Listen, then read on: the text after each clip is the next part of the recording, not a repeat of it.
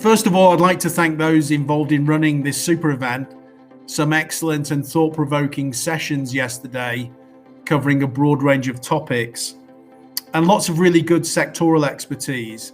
So very many thanks for the opportunity to contribute to this now well-established event in the African cybersecurity calendar. For those of you who don't know me, I'm Andy Chadwick. I head up the UK cybersecurity activities across the whole of Africa, and that covers a wide range of themes from technical capacity building right through to cyber diplomacy. My career background has been in information security, intelligence, and cyber operations for the last 35 years now, mostly working with international partners. And I'm actually on loan to FCDO from NCSC, the UK's National Cyber Security Centre. And I've been based here in Nairobi since 2019, and I'll be here for the next couple of years at least. And I'll talk a little bit more later about the structure of our international cyber network, and especially our African network. So some great sessions yesterday with several common themes running through discussions and presentations. And some of those included the impact of the global pandemic, obviously, and the resulting teleworking and the subsequent expansion of the attack surface. We've seen an increase in cyber criminal and hostile state activity, and particularly of concern is the rise of malicious ransomware attacks.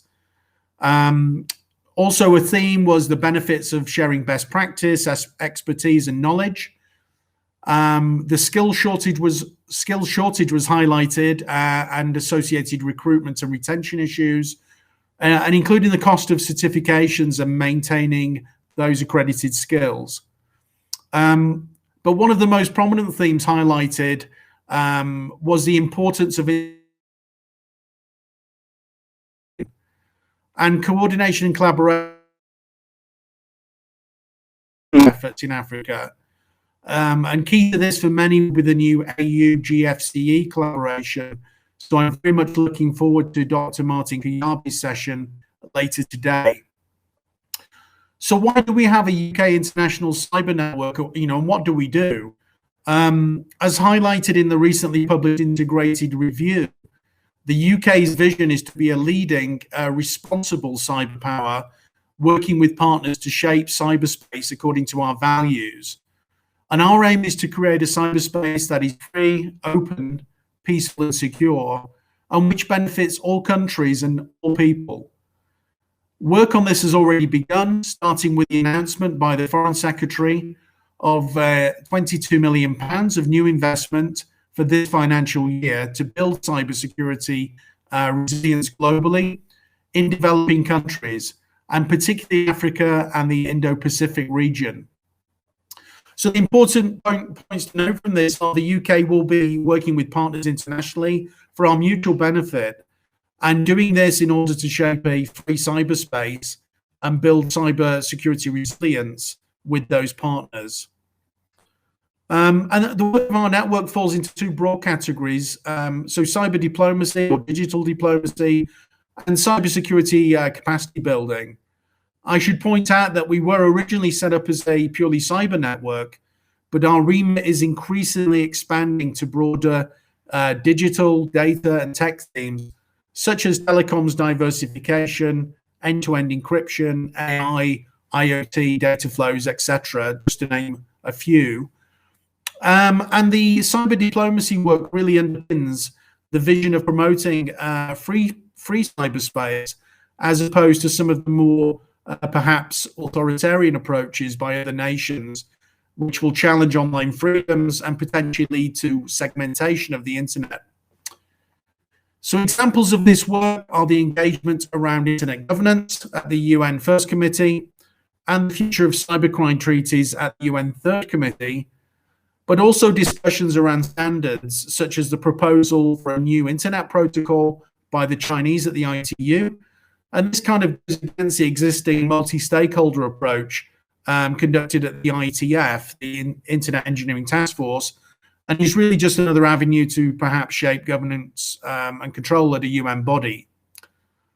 So on this cybersecurity capacity building, as mentioned, the UK has pledged £22 million this year to assist in building cybersecurity resilience in developing countries, and Africa being a key region of focus. And I've been leading these activities across Africa on behalf of the UK for the last 2 years.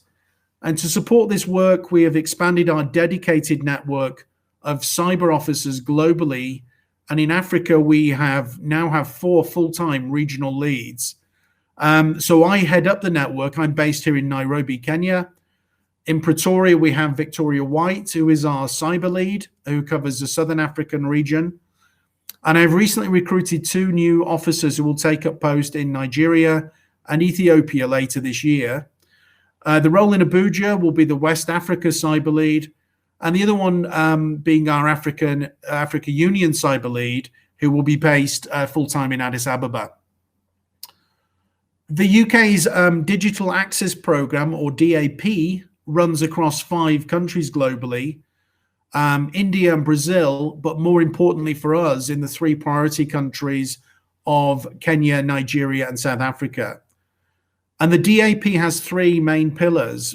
Pillar 1 is around digital inclusion, and that's aimed at underserved and excluded populations. Perhaps more of interest to most of us is Pillar 2, which is the trust and resilience pillar, and this includes cybersecurity. And examples of this work include supporting, for example, the development of a national cybersecurity strategy in Nigeria. We are running cybercrime workshops in South Africa. And in Kenya, we're supporting the newly created Data Protection Commissioner's Office and working with Communications Authority and ICT Authority on digital signatures, so development of a new national public key infrastructure. Pillar 3 is around our tech hubs. So these underpin and promote innovation and entrepreneurship across those 3 priority countries of Kenya, Nigeria, and South Africa.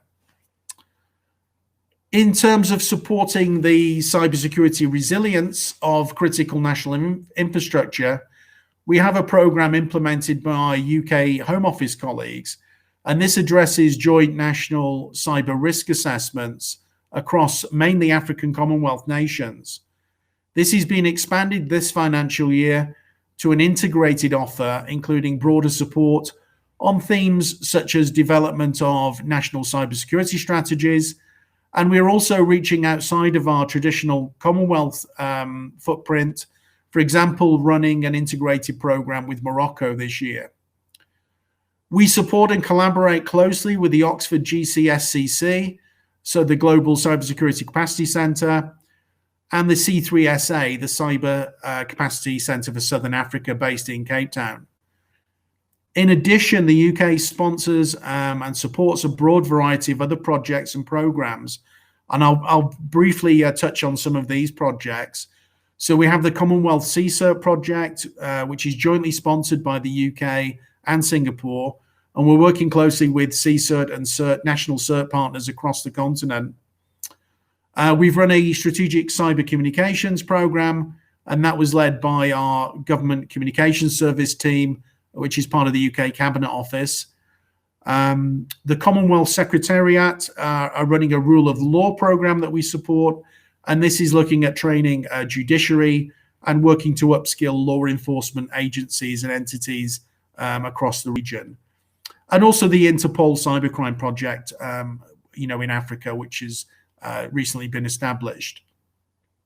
So I mentioned earlier that coordination and collaboration is key to all of these activities, and we are looking to expand our engagement with the AU and very keen to support the new AU-GFC relationship and their initiatives.